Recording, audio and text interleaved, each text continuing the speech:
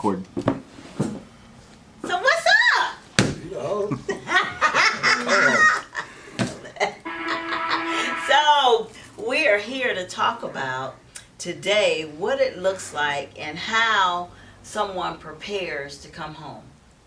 After doing a bid, it could be a year, it could be 5 years, it could be 10 years, it could be a lifetime. And so you should be preparing the day that you have to go in is when you should start preparing to come out. Every day your life should be about what it looks like and you preparing to enter back to the community, back into society, and have the mindset that you're going to do things different, that you're now going to be a productive citizen. And you might have been a productive at one time, but for whatever reason, you got caught up, got entangled with some situation that allowed you to be away, but whatever that looks like. I know your goal, and you can tell me your goal was for each day is for you to decide what you're going to do different when you come back home. Is that true? So what did it look like for you? Well, I had life plus 53 years. Life plus 53 years. Yes. That's a lot. I did 37 years, and what they say, it takes a minute to get into something and a lifetime to get out of it. Mm-hmm. Yeah. And so when I first got locked up, I wasn't illiterate. I could read, write, spell a little. But when I got locked up, I knew the only way I was going to get out of prison is I had to work for it. Mm-hmm. And so I said 2 things I'm going to learn. I'm going to get education, and I'm going to master communication skills. And that's exactly what I did. I went straight to the education department. I didn't run around the institution doing everything under the sun that you shouldn't do that actually got me in. I had to try to focus and figure out how to get out. So every day you concentrated on what you need, the skills that you needed to obtain that would better you on the outside. Of course. Okay. Now, my first 3-4 years, I didn't just jump into it. I was the role model prison that I actually turned out to be 30-something years. Mm-hmm. But I had my little rough edges, and I mean, I was young. I was 21. I just went in, and so you're going to have your ups and downs. But When you say ups and downs, like what does that look like for a 18-year-old? Because I got people, of course, now they're 18, they're considered an adult. What is the beginning advice you would give them going in at 18 years old? let's get education. And so what if they already come in with a primary? They've already graduated. But it don't stop there. That's when you need to build on that. Mm-hmm. You need to build. I mean, education, getting your GED or a high school diploma, that's just the foundation of building on to an education. Mm-hmm. Every day is an education experience, Mm-hmm. And when you're in prison, you're going to be educated. And just like I tell guys, I don't care what institution you go, you can go to the worst institution in the United States. But if your face ain't dirty and you ain't doing all the crazy stuff that's going on, you can walk right on through. Mm-hmm. But to walk right on through, that's if you keep yourself away from craziness. Of course. Because we know it's craziness inside the facility. A whole right? lot. You got your homeboys, you got your friends. You have to be that bigger person to say, man, I'm trying to get out of here, man. That's what got me in here. And one thing that I noticed and used to get me upset with guys, you will see these young guys going to education, trying to get their GED, but you'll have their friend walking past the classroom. Oh man, you dumb nigga, man, you need to get up like that and that. And then they feel so embarrassed, ashamed, Mm-hmm. and before you know it, they will drop out Okay. and go right with the peer With the pressure. crowd. Mm-hmm. One thing I don't like is peer pressure. We use the word peer pressure. That's some bull crap. Mm-hmm. Peer pressure is nothing but an excuse. Okay, Because so but we how know do you better. avoid it? When that particular behavior happens, how does a person avoid it? Well, you have to take a stance and say, do I want to be here for the rest of my life? Is it worth it? Mm-hmm. Or do I want to get out with my family? Because one thing we have to realize, when we make choices on the street and we come into these places, the effect that we put on our families, our children, our mothers, our fathers, they the one are really affected by this. You know, my mother had 2 heart attacks while I was in prison. She actually passed away while I was in prison. And a lot of this comes from being worried. Because I had a brother too that's doing a life sentence. And this woman was worried to death. This is what we put on her. Right. When I knew better. I never been in those streets. And I said in a You know, I know what that feels like. Right. Definitely. And 12.5 years. I said in an interview before that I don't know what it feels like to be hungry.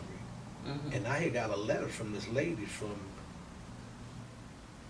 Orlando and wrote me, asked me, said, could you help me save my son's life? And I'm looking at this letter like, can I help her save her son's life?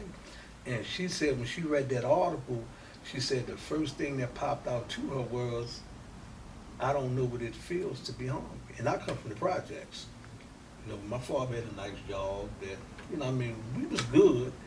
And she said that Antonio was doing paying Bird's debt.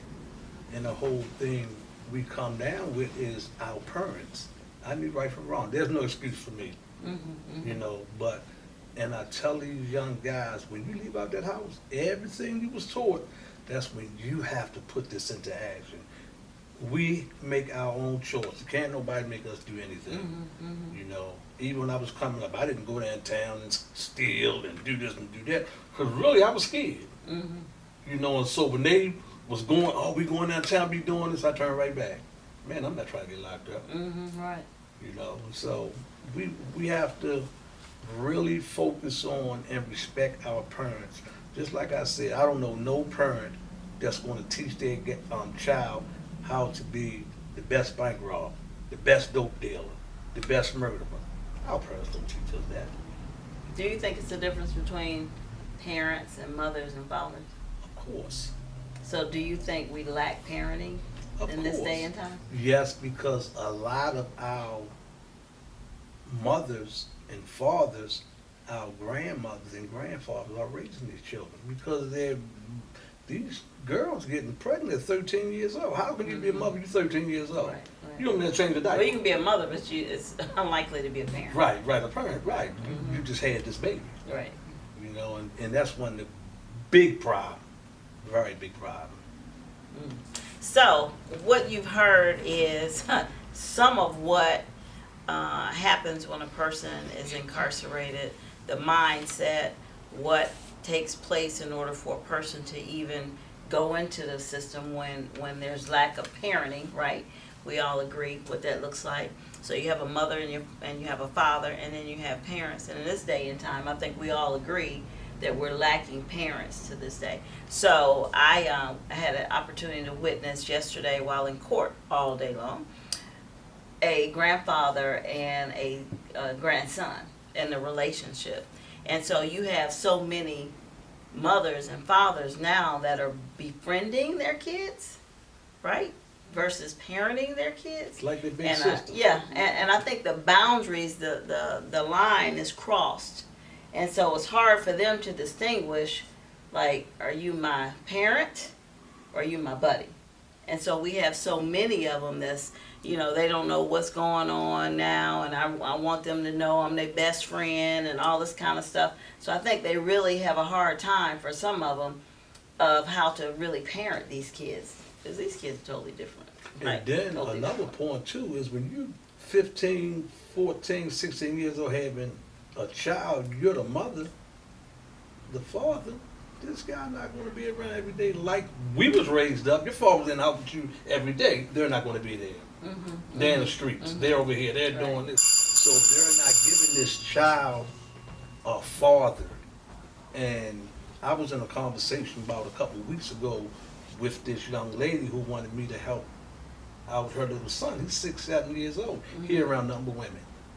And then her friend, she's going off because she's saying that I think if a male is in this child's life, it'll make a difference. Almost definitely. But the girl, she went all on that because she talking about her baby father, he ain't this, she talking about paying on support.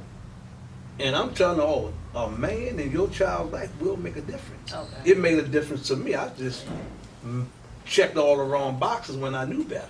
Yeah, I just got out of a meeting where it's talking about another organization actually in Raleigh and how important fathers are. And we know that man is the foundation of the earth. So of course it's going to be the most important. And when you don't have fathers in the home, then you find incarceration, then you find teenage pregnancy. That's across the board. And so my son-in-law talked before, he was like, we knew what girls to date. We knew what girls had fathers in their home, and we knew which girl didn't have a father in their home, because their behavior was totally different, right? So, as we've said, you've heard a little bit about what the life is of somebody who's been incarcerated for 37 years, and how, God, yeah, and the mindset that a person has to have day one when they go behind those doors and behind the gates, of course, and they hear cling, cling, cling. The whole mindset changes, but only the individual has to decide whether or not this is going to be their life. It's totally up to them. And so day one starts reentry. So we encourage you to come back and listen to part 2 of Coming Home to the Community. Thank you so much. That's good.